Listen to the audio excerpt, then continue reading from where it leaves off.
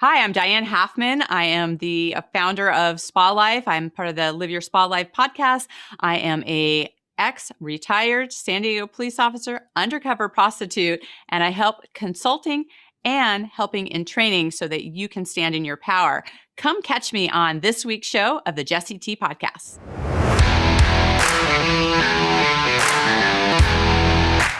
Diane, welcome on the Jessie T Show.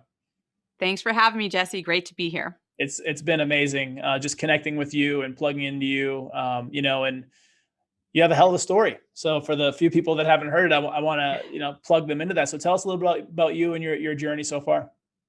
Yeah, absolutely. My first career was as a San Diego police officer. I worked uniform patrol. So I answered all those 911 calls and saw every crazy thing out there.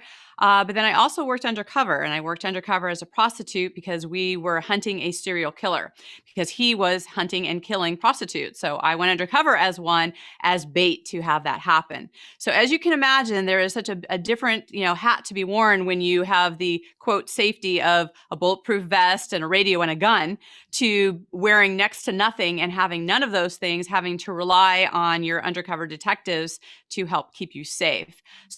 So that was a very big jump into the world to be able to trust my instincts, to notice what's happening around me, to not second guess myself, and to be able to make really quick decisions, which became transferable into the real world once I retired out.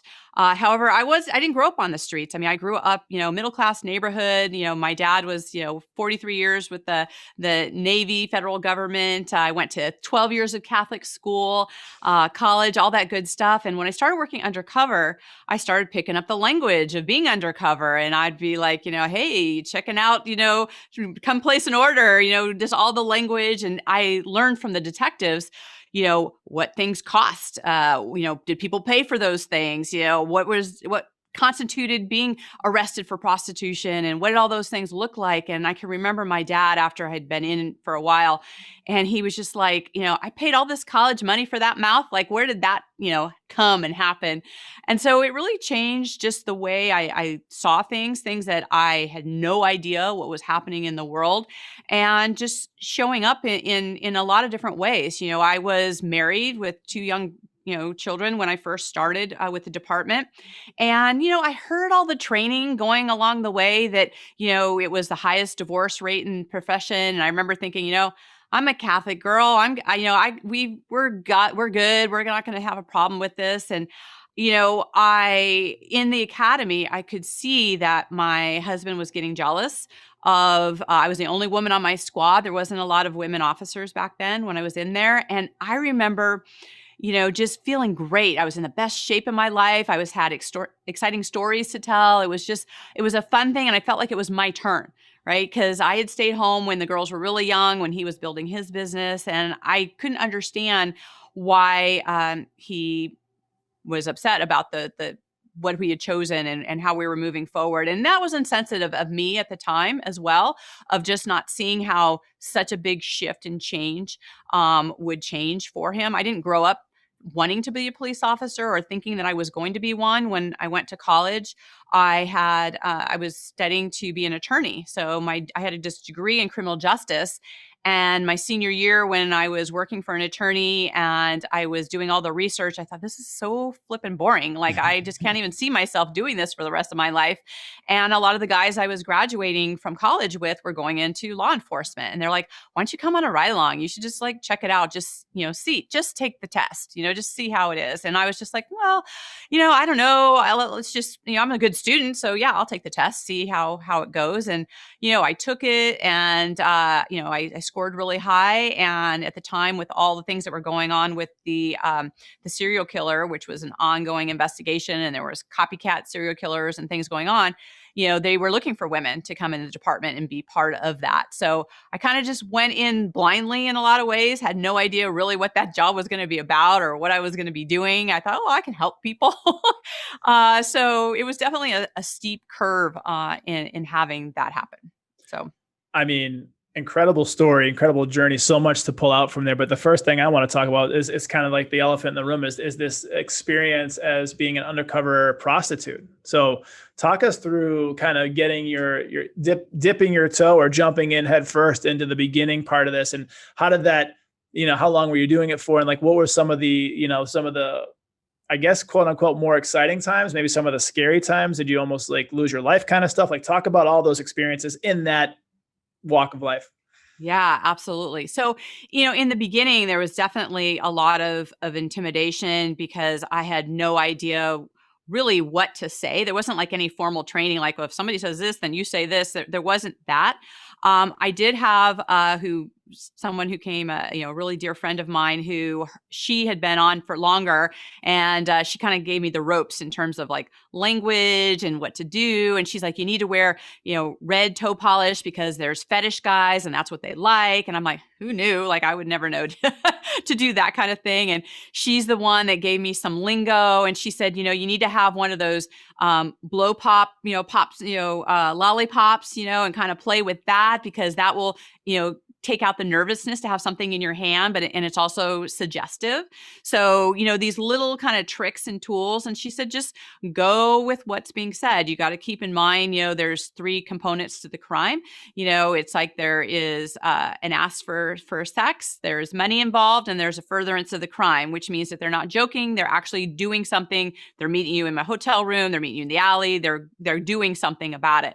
So knowing all those 3 things together, allows you to be able to kind of see what's going on. Wow. So there's all kinds of stories of things that happen along the way. Like, for instance, one time when I was on the corner, this guy kept circling the block. I'm waiting for him to stop. I start talking to him, and, I look differently than when I was dropping my daughters off at school, right? But this was one of the dads at the school that I went to that was sopping for me for prostitution. Wow. And I know. And I'm just like, oh, what am I going to do here? And luckily there were, other operatives that were working when I was, and I had somebody else kind of take it. And we were kind of walking to the hotel room together.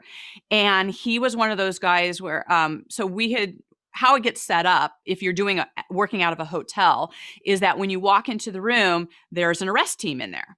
So they're arresting them. Well, anybody who's been involved in prostitution for a while, you can feel like you're being jumped, right? Because you're thinking, you're going to be getting lucky and you are getting, arrested.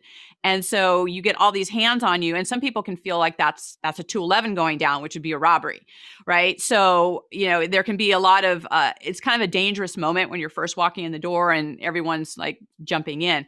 Well, he started fighting when that went down. And it was just, it was kind of a messy, ugly thing. And luckily I could kind of bow out of it. And one of the other operatives could kind of take in as the rest.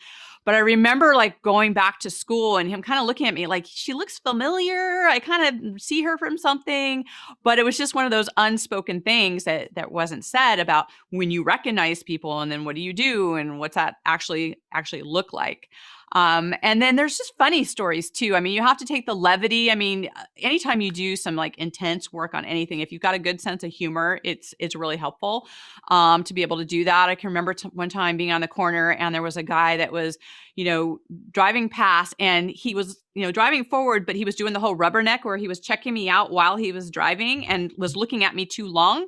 So he hit the center divide. Oh no. And the wheel came off of his car and rolled off and he skidded off to the side and pulled over. But then he got out of the car and still solicited me. Wow. He said, why not? Right. And so that's one of the things I had interviewed with him is I had just said like, okay, was that not like a sign from God? Like you had this happen? Like, why would you still come over? And he's like, well, I figure I had to wait for the tow truck. So I had time. Wow. So, wow. Okay. Did he get busted? Oh yeah. Yeah. So he got busted after that's the worst. Wreck your car and get busted. Yes. Oh my God. Absolutely. And, I had a time too where I arrested the same guy twice in the same day. Like that's hard to do.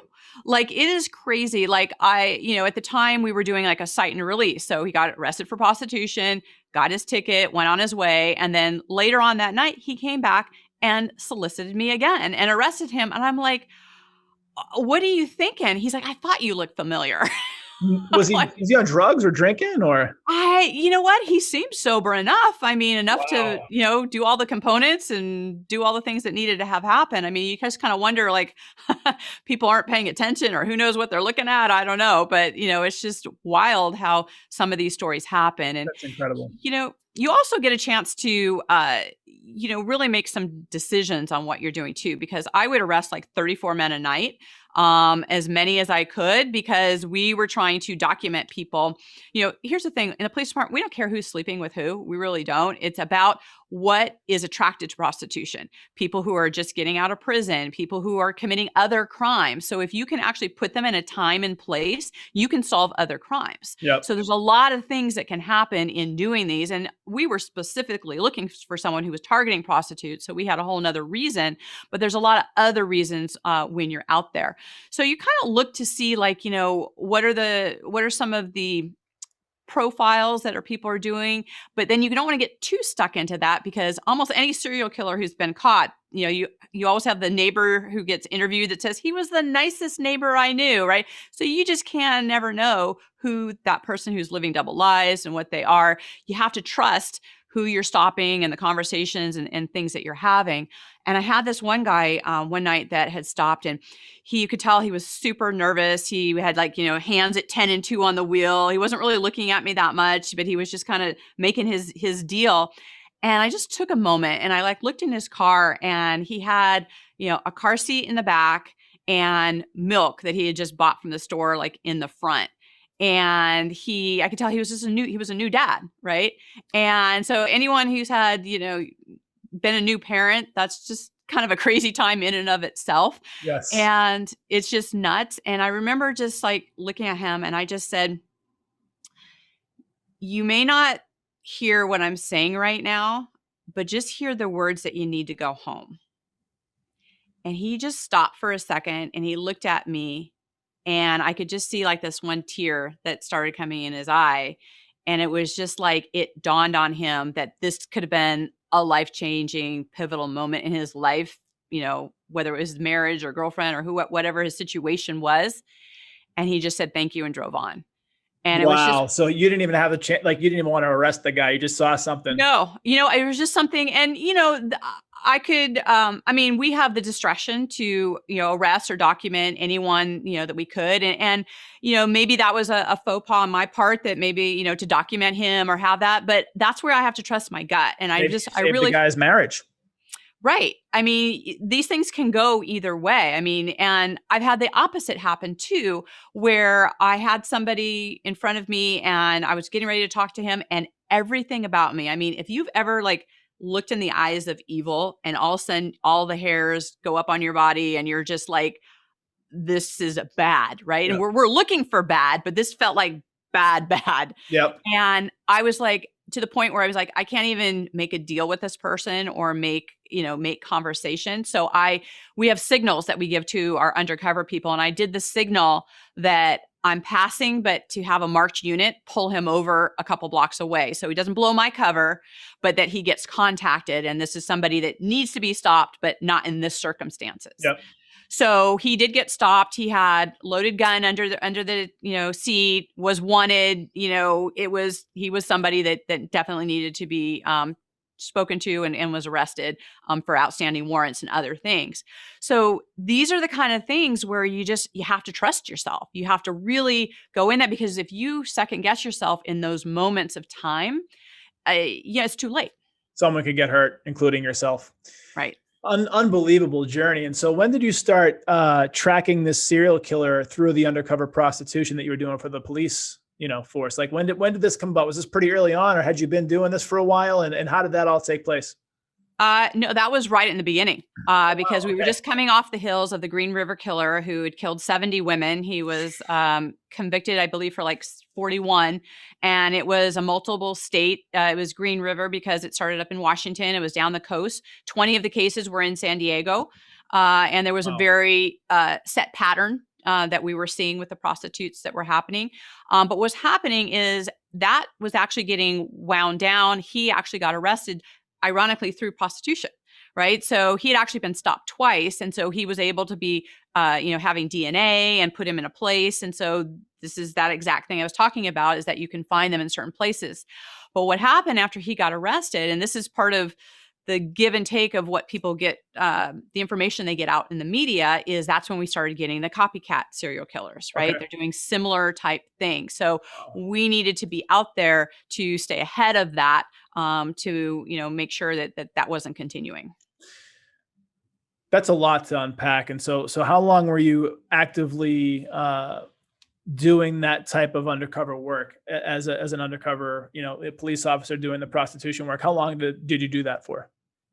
So it basically happened concurrently as a uniformed police officer. Okay. So what would happen is I would be doing my uniform work, and then I would go undercover for specific assignments. So it would depend on what we were doing. I did things undercover in both gangs, narcotics, and vice. And there was just more of the attention on the prostitution because of the targets of that. So Incredible. And how long were you on the force? for 10 years. 10 years. Any life moments where you felt like, or like any life and death moments that you had to get yourself out of? Yeah, absolutely. I had a situation when I was in uniform, and I was actually the passenger. I had a partner for a short time there, and we were in the alley, and this is when we were working a lot of the gang type details. And so, we'd gotten out of the car to talk to these young boys that were just hanging out. And I was talking to him, and one of the guys he had taken out a gun out of his waistband, and my partner had come out of the car ready to shoot. And I was so close, I could have either pulled out my gun and it would have been, a good shoot as well. But I did a gun takeaway instead. And it was so close that I had just taken the gun away. And, it was definitely, tempers were up and everything was going on, only to find out that it was a fake gun, but it was a replica that actually looked like a gun, and it would have been a valid shooting. But it's one of those grace of God's where it feels like, you're going to be shot at, and you're doing all the things that you need to do. And I just think that there's so many scenarios where there could have been shootings. I mean, there was rare nights where we didn't pull our gun with the area that we worked and the things that we did. And, I just look at, by the grace of God that I didn't have to make those decisions, was ready to, but didn't necessarily, didn't have to.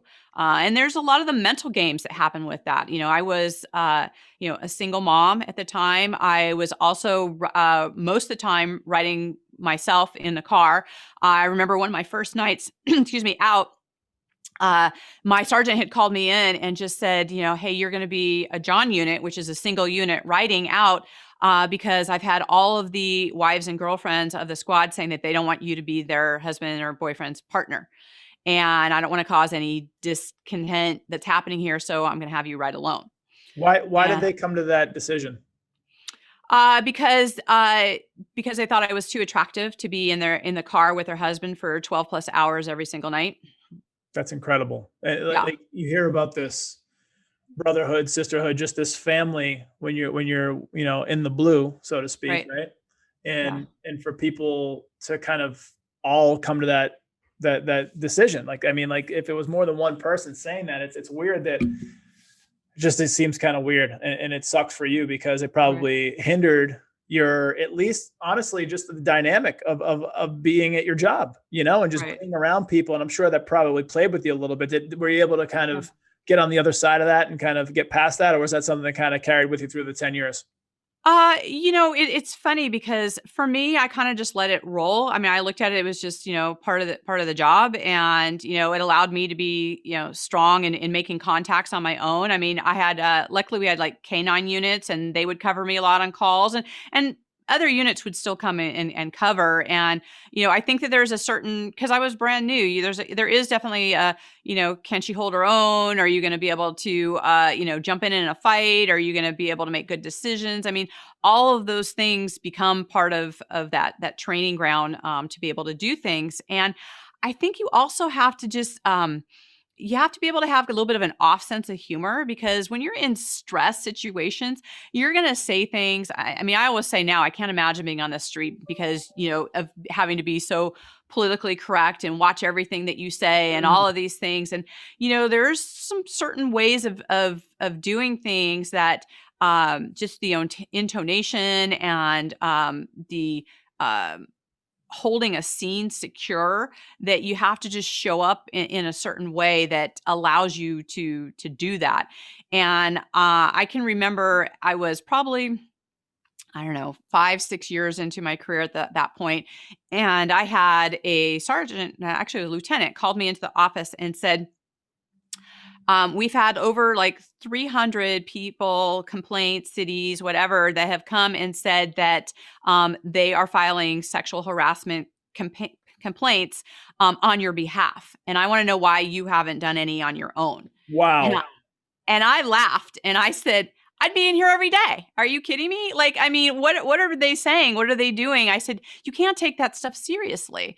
And, this is one of those things that, politically, I think people are like, well, that's offensive, or you can't say this or whatever, but there's also the meaning that's behind it. People can say things very hurtful, but then that's up to you to say something to that person and put them on notice. And, if I felt threatened or some of those things, I would have said something, but I didn't feel like, I knew the context that it was coming in. And I actually felt that in a lot of ways it was being inclusive, that they would say the kind of things that they would say in front of me that they wouldn't say in front of a lot of other people. So it is part of that brotherhood. And, being in the service, there are certain things like, it's kind of that what happens in Vegas kind of mentality that happens. And those kind of things actually do make it tighter for you. And it's really hard to explain to someone if you've not walked into a scene where somebody has committed suicide, or you've gone into like, a SIDS death, or a gang member was just shot and you see a teenager holding his intestines in his hands. I mean, the type of things that you see, not just once in your lifetime, which would throw anybody off, but you're seeing every day, day after day, the most traumatic things that people see in the world of, being shot, raped, aggravated assault, all of these kind of things. And you got to have some coping tools. Yep. And not everyone has the same coping tools to be able to get through the things you need to get through. And if some off humor was what got someone through the day and got them home to their family, I rolled with it. Outside of off humor and kind of, less seriousness about these super serious things, what were some other coping tools that you utilized? Well, for me, I actually, working out was a big thing. We actually worked together as a squad, and I think that really like was helpful for us in doing that. For me, foundation and faith. For me, it was like I think I was definitely divinely protected in so many different ways and situations. I've literally heard a bullet whiz past my ear. To hear that and know that things could be that close to be taken out. I think having a foundation of that. At that time I was living across the street from my parents. So they were super helpful in helping with my daughters and getting them to school and having that sense of normalcy. Like, we're having dinner and like anything that you could do that was normal that you weren't seeing outside, was something that was really helpful. And that's when I really started learning about like your environments and what you created. And the most I started organizing, and I like, things would be in their place, and I would create as much order as I could in my own personal space so that when I went out into the chaos that was out there, I knew that I could come back to order. Yep. And so creating some of those things were really helpful. But I didn't always have order in all aspects of my life, particularly in a relationship that I was in. So when you were utilizing these skills and abilities that you were learning on the fly, essentially, like you didn't have any training for this, you said that you went out there and they were just kind of like teaching you as you went. Were you able to finally kind of go back with those skills and some time in rate or in rank, so to speak, and utilize that to help you and your team catch the serial killer that you were chasing? Did you ever end up catching a serial killer or the one that you were kind of initially going after?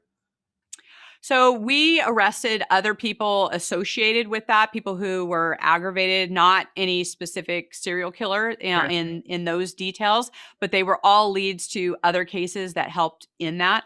But definitely all the different things that we learned. I mean, it's the foundation to how I help people in business now. I mean, to really, one of the things I found is because I work with successful people, they tend to be upset when they can make these big decisions and they can move forward in their business, but then they'll second guess, and that just that ache of like, did I make the right decision, and can I go back and change it? And of course you can do some of that, but you got to be able to like first see what is the boundaries that you're making those decisions around. Like what do you stand for? What is your yes and your no? And when you can get, the more clear you can get in that, then you can make much quicker decisions. If Yep. you're taking every decision and trying to dissect it in the moment, that's gut wrenching. Like that's going to just be much harder to be able to do that. But I do believe it's your life circumstances that allow you to get perspective.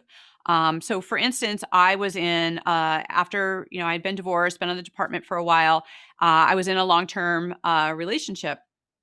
And during that time, you know, we had this conversation around, uh, you know, I hadn't really done a lot. I mean, my husband was the first person I had slept with. Like I didn't do a lot of dating. And so, I didn't really hear or know a lot about the, like, what do you say and not say? And, you and I have talked about speaking your truth.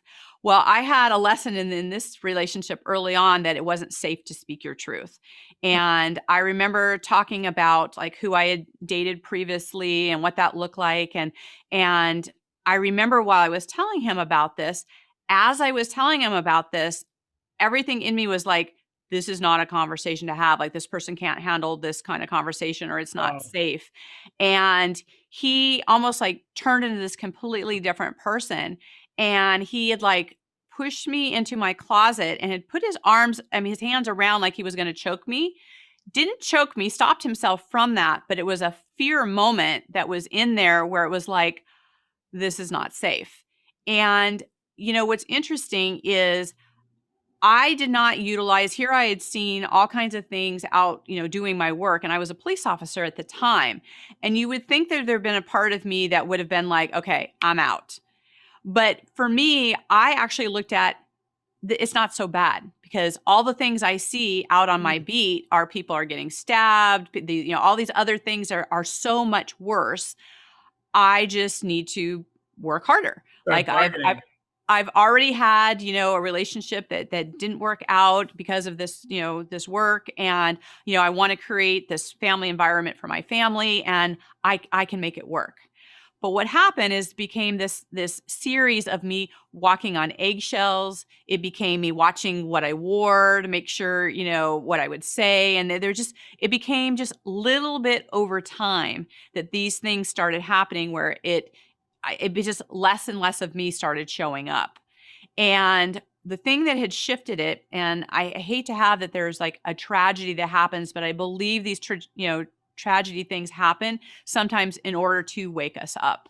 And I can remember, because I'll never forget the date. It was February 2nd, 2002. So 02/02/02 was when my friend's 7-year-old daughter had been kidnapped and subsequently killed. Mm. And I became the liaison between the police department and my friend in the search for her. And it was part of the largest search effort to find her. And, as the days, hours, and things went by, we were pretty certain that we weren't going to find her alive, but wanted to have the closure of being able to find her and, find out what was happening. And it was a huge media thing that had happened. And it was just, it was only a mile from our home, and my daughters were still relatively young as well. So it was, in a sense, what was supposed to be a safe neighborhood all suddenly felt not safe. And being able to really, dive into this investigation and what's happening. So I spent a lot of time over at my friend's house when this was going on, helping her get away from media and just, all the things that were associated with that. And this person that I was with had called me during all of this and had just said like, hey, when you coming home, what's for dinner? And I remember thinking, I'm not even thinking about dinner right now. And this is not even my priority right now. And I said, well, you know where I am and you know what I'm doing. I said, I'm not going to be coming home anytime soon. I said, so you guys are going to have to figure it out. And he just said, you need to come home right now and make dinner. He said, they don't need you there. You only want to be there so you can be on TV. And I thought it was such this moment where it's almost like life just stopped. It's like the cloud just parted and there was just like this, I'm done. Like I'm completely done here. And it was a moment, I think, in seeing how short life is, the example of who I did not want to be and who I wanted to be as a role model for my daughters, and thinking that I was keeping a lot of this from them, but they knew there was stuff going on, in the family and just what it was. They knew it wasn't what it was supposed to be, kind of thing. And just the trust level, right, of how they would view men, right? If they think that, my mom's going to put up with this, then, I didn't want that to be their gauge of how people are in the world. And especially since I had such a great role model with my own dad, and so making all of those choices. And at that time, I had just said, I'm done. In a very calm voice, I said, I'm sure you don't hear me right now, but we're done. And you need to be out of my house before I get home. And I ended up, it took a little bit of time. I had to get a restraining order and there were other things involved. But there was that decision about getting back to who I am and what I stand for and reaching into that inner power that I had, but I was ignoring. And that is part of what I really, in walking that path and stepping with people is like, you can't ignore your knowing, right? You can't really get away from that and be happy with your life. And so that was something that was just, it was a heartache to go through it, but it was the right thing to do. Unbelievably powerful. The whole story, the whole journey so far, and in 10 short years, all this has happened for you personally, professionally, laying the groundwork for the future. So when you're in any profession these days, it seems like 10 years is a lot longer. There's a lot of like micro career moves for people. They'll go a year or two here, they'll go a year or two there. Once you start getting into that 10-year range, like whether it's military or police force, it starts to seem like become almost like it's going to be your career. Like you're going to be a lifer. Did something happen? Was it a culmination of things? And how did you exit the force? Was it like liberation and you were so excited to go try this new chapter? And what was there anything kind of pulling you back where you were second guessing your decision? Yeah, I had no intentions of leaving the department. I was on that track to be there full time. I was, I had just got on the list to be sergeant. I was doing some acting sergeant type duties and things were happening. And in the process of all of that, in one of the undercover assignments, we worked on mountain bikes where we would go and sneak up on 10851s, which were stolen vehicles, because anyone who's a good criminal knows the sound of a police car and would leave before we would even get there. So we started using mountain bikes to be able to roll up, to be able to arrest people on one of those assignments. Wow. And one day when I was actually on my mountain bike, I had hit a pothole. I went over the top of my handlebars and hit my hand down, and I shattered all the bones in my hand. And my hand was actually back towards my elbow. Oof. And so they had to take me for emergency surgery. In fact, when I went in there, they just said, this is going to hurt like nothing else, but we have to actually snap the hand back before surgery or you could lose it. Yeah. And all I remember is hearing the crack and I passed out. And I woke up with this big contraption on my arm called an external fixator, and it had 6 rods through it. Yep. And I had to have that on for 6 months. And I had to move back in with my parents because I had to learn how to do everything with my left hand. And you don't start thinking about what you can and can't do with another hand till you start doing it, like dressing yourself and using toilet paper. Yep. I mean, it's just crazy, all of those things that it took to just relearn that aspect of it.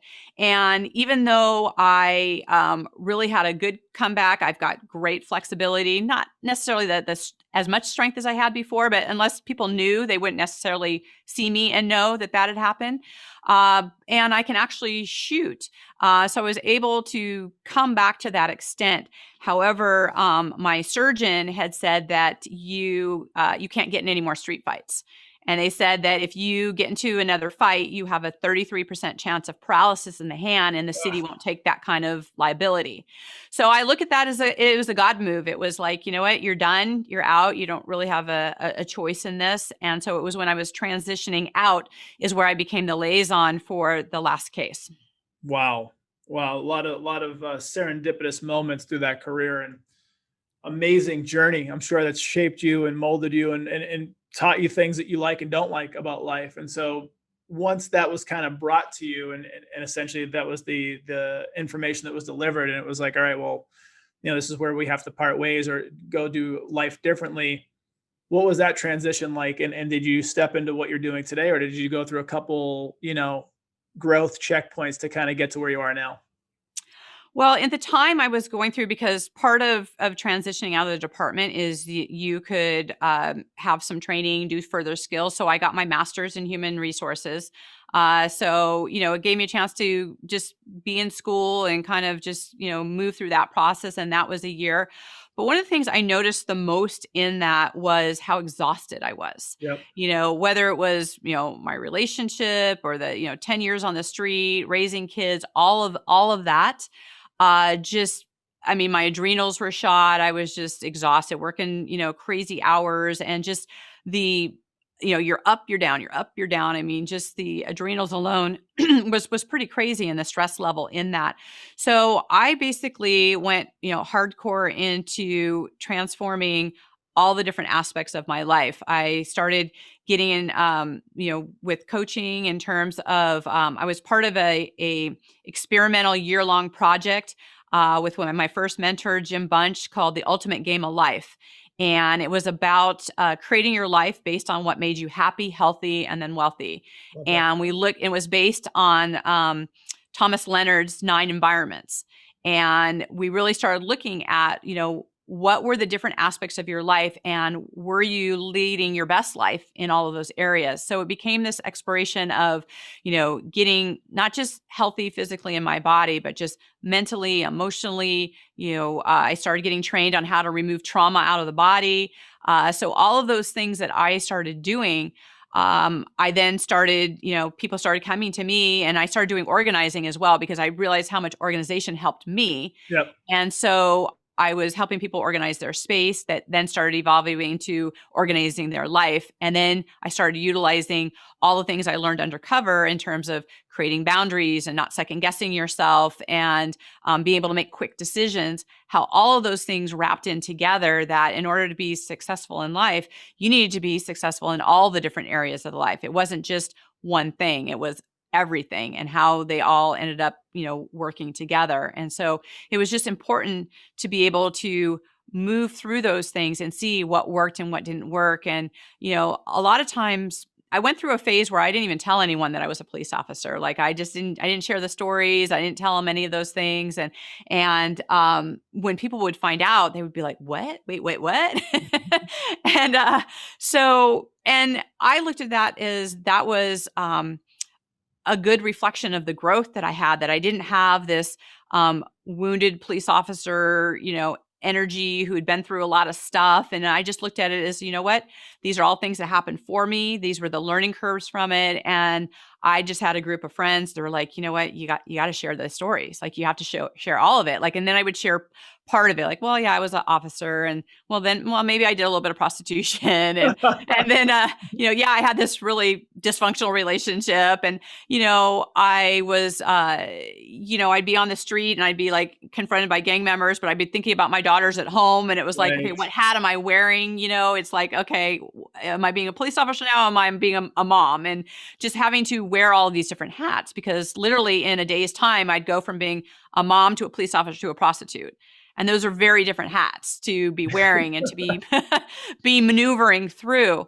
But one of the things that was really great that people were bringing to my attention, coming to me, they're like, we need those skills. We need those things that you learn to be able to maneuver the things that we want to do in life. And the things that I found that a lot of people were living undercover lives, that they had the part that they showed people, and then they had the part that they weren't showing people. And I always talk about people have three different lives. They got their public life that everybody sees, their private life, which their family sees, and sometimes their closest friends, but then they have their undercover life, the part that they hope no one sees, right?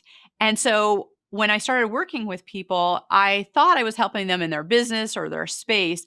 But what they started sharing with me was what was that undercover aspect of their life that they were like scared to death that anyone found out about them, because then they would feel like people wouldn't see them as being successful, or they would be judged, or there'd be all these different things. And the great thing about being in thousands of homes and, being in so many different scenarios and seeing people at their absolute worst, right? We don't get called for the celebrations, right? We come when it's tragic and things bad that are happening. And that has really, served me well in helping people, because first thing I tell them is there is absolutely nothing about who you are or what you've done or what you're about that I've not seen or experienced myself.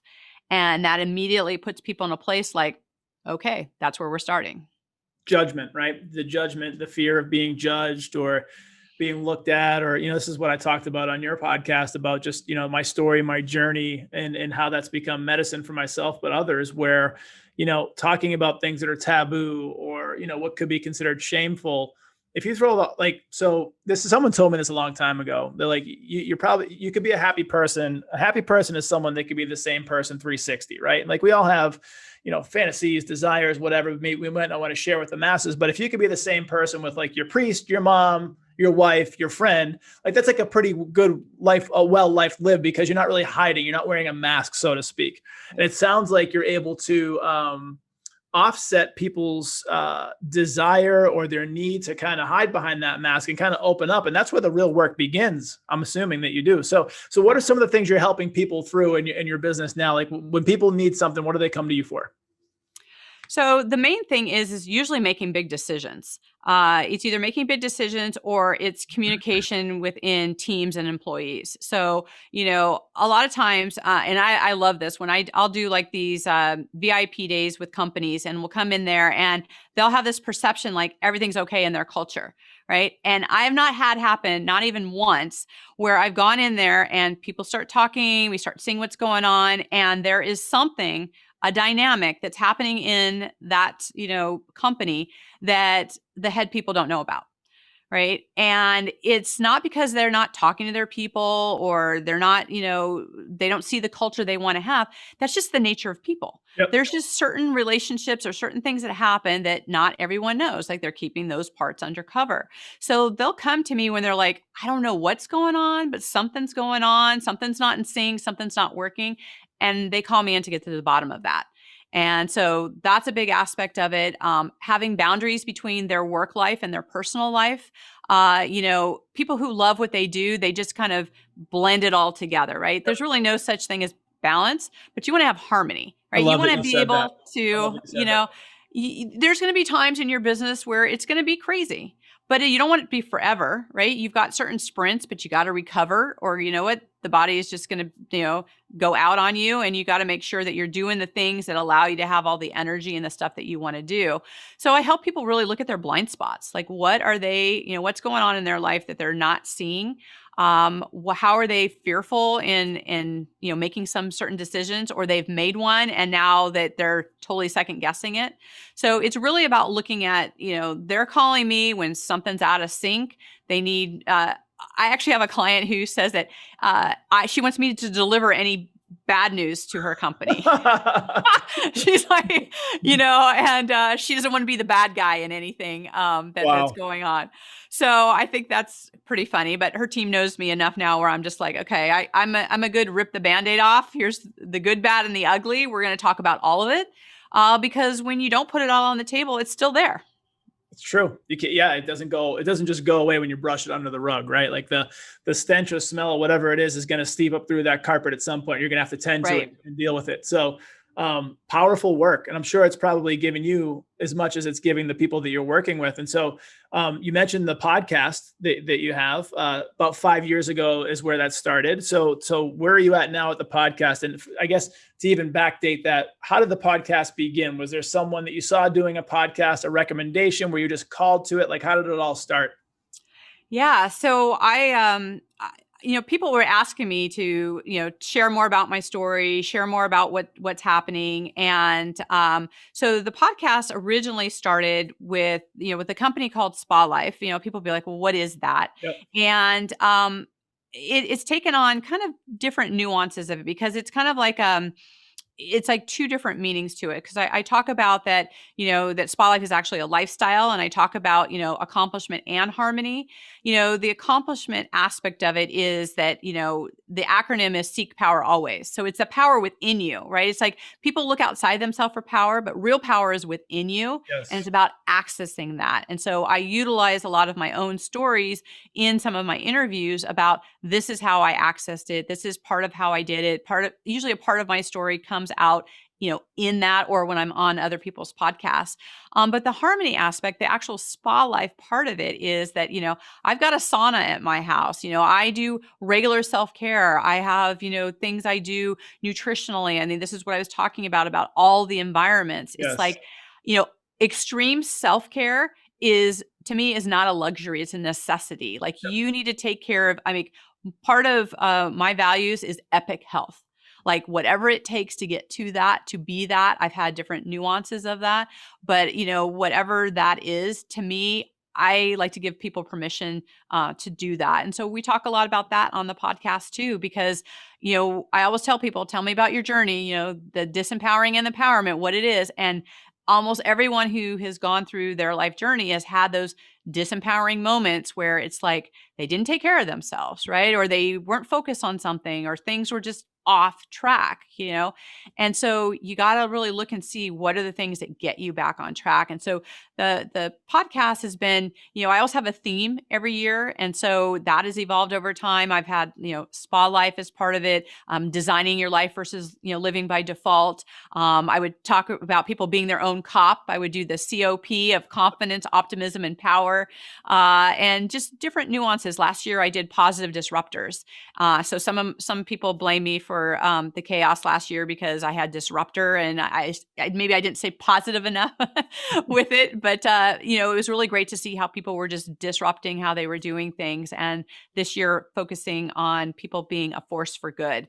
And I think it is so powerful, no matter what people are up to, that it's all that energy is just a force for good, and how they're being that in the world. So I feel like I've evolved with the show as well. And I love the different guests and people I've had, like you. I love this. You and I share this awakened truth. And I just feel like I love you more when you share about the things that have happened in your life. Like, you're real. Like, you can relate to someone. I mean, if you look at someone and you have all these instant judgments, like, oh, they've never had anything, happen in their life, right? Right.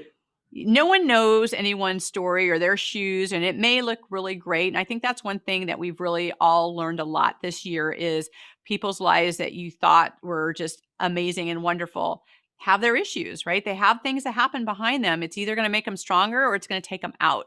So you got to build those resilient skills to allow you to overcome anything.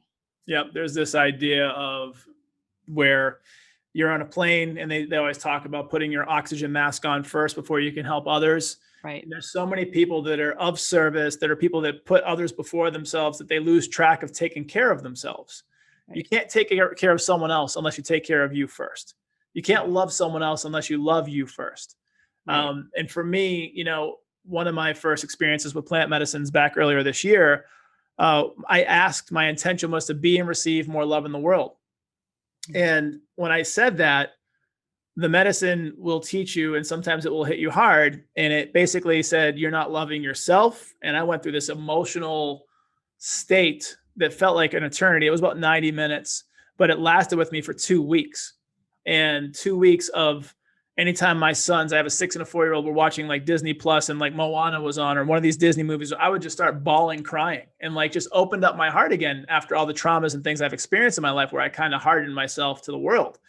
And you have to be able to take care of yourself first. You have to be able to love yourself first before you can show up for anyone else. And so showing up for yourself, whether that's meditation, whether that's getting, a day of beauty, if you get massages, if you're into that stuff, whether it's, mindfulness, whether if it's, journaling, it could be working out, it could be nutrition, it could be any of these things. You really have to invest in yourself. Like that's the common theme of people's lives, I think, these days, is you have to pour time, energy, and love into yourself before dispersing it so that you're pouring from a full cup, if that makes sense. And I love that it seems like you're of that same ethos where not only do you operate like that in your business and you can show other people how to get there, but you're doing it for yourself as well.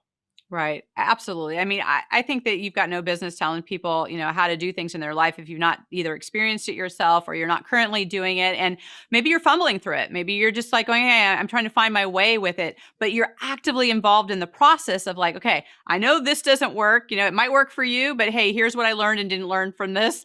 This is what I'm hoping to learn in the future from this. It's an ongoing process to be able to look at those things, but it's so important to be just true with like who you are and who you're showing up as, and not be too caught up on how it lands per se. I mean, we want to have a positive impact, but sometimes you have to like shake up some leaves in order to have people go like to trigger something for themselves, to look at things in a much different way. I mean, I had all of those self thoughts, especially in starting the podcast about like, well, what do you have to share? Or like, who's going to listen to that or what's going to look like? And I did it anyway. Right. And I still do it. And there's still days when I, hit that record button. I'm like, what's going to happen here? And you know what? I just trust that the conversations that are meant to have are going to have happen, Yep. that it's going to serve who it is. And a lot of times I tell people like, you know what? I may not have the biggest audience, but you know what? There's going to be one person that absolutely needs to hear what you have to say today. And that's all that matters. I know. I got into speaking years ago, and one of my mentors that was helping me when I first got started was, you could have a room full of 100 people, you could have a room full of 1,000 people. If you change the life of one person, you've done your job as a human. If you help someone or work, there's this idea of working with people, and just if you can leave someone better off than you connected with them the first time, and you're doing your job as a human being. So I love that mentality. So looking forward to 2021, we're still coming off the heels of 2020 and getting a left hook to the jaw, but as a collective society. But what are you looking forward to in the near future? What do you have going on that's keeping you motivated, excited about doing life? Oh, thanks.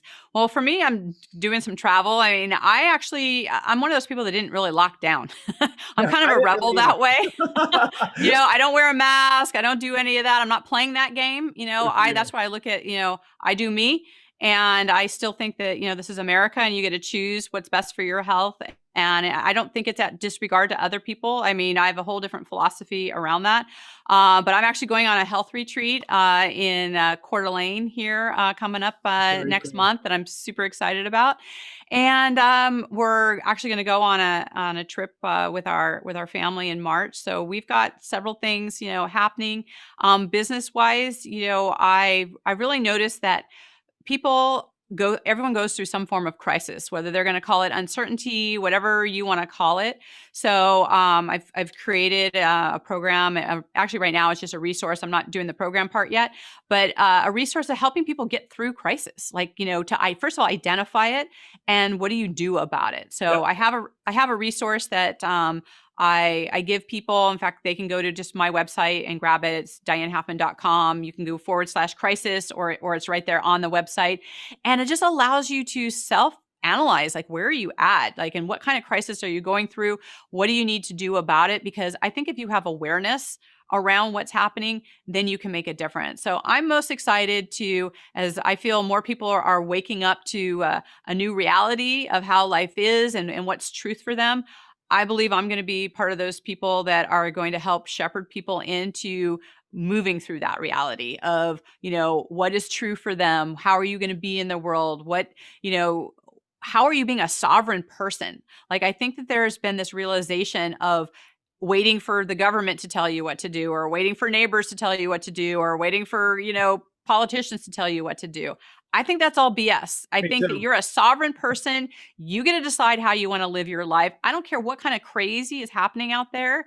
You get this in alignment, and you start trusting your knowing, what makes you healthy. I mean, let's think about this.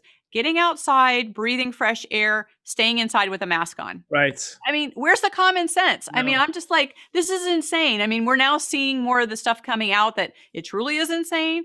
But do you really need proof of that? Like, you just got to check in with yourself. And if you're unsure or you're unwary, then search someone out that can help you navigate those questions or move through that, whether it's a mentor. But at the bottom of the line, at the end of the day, you don't need anyone. You just need to trust what you already know, your own life experience. Think of all the things that you've already survived. Like you may think you've not had this great big life, but if you look at just what those challenging things for you, the fact that you're here today is you overcame them. You got through them. And you got to use that same mentality for everything in life. You get to decide you are a sovereign, free person. Start acting like it. I've been using that term, personal sovereignty, for a while now. And, you and I could, it sounds like, based on our conversation, we could talk at length, a whole nother podcast episode about just the world and showing up in the world, and kind of being a sovereign being through all that, and trusting your knowing in yourself. But I'll table that for the next conversation. The last thing I want to know, because we haven't actually talked about this yet, we were connected through Crystal and Mark Victor Hansen, and they're badasses and everything that they do, amazing human beings. How did you plug into them? How'd you meet them? I look at this as, you've talked about like a book just drops into your lap when it happens. And I basically put out in my network of people, and I had just said, like, my new theme is people who are being a force for good. I want to have the biggest forces for good out there to really, be on the show, to share their wisdom and do that. And a friend of mine, Jen Duplessis, who is like been a top producer in real estate, was connected with them, and they said, what do you think about Mark and Crystal being on your show? And I'm like, yes. Why And not? I said, please, make the introduction. And they were so gracious to say yes. And I love their book, their new book, Ask. It's really amazing about asking those powerful questions. And it's a timely book to be coming out right now with all the uncertainty and things that are going on right now. You need to be able to ask yourself these kind of deeper questions and start trusting yourself more and getting the resources that allow you to trust yourself more. Love it. Well, this has been an absolute pleasure connecting with you and hearing your journey and story, and would love to get it out to the few people that haven't heard it. So we will make sure we do that. She is the amazing, the mighty, the powerful Diane Halfman. I'm Jesse T. Be sure to catch us on next week's episode of The Jesse T Show.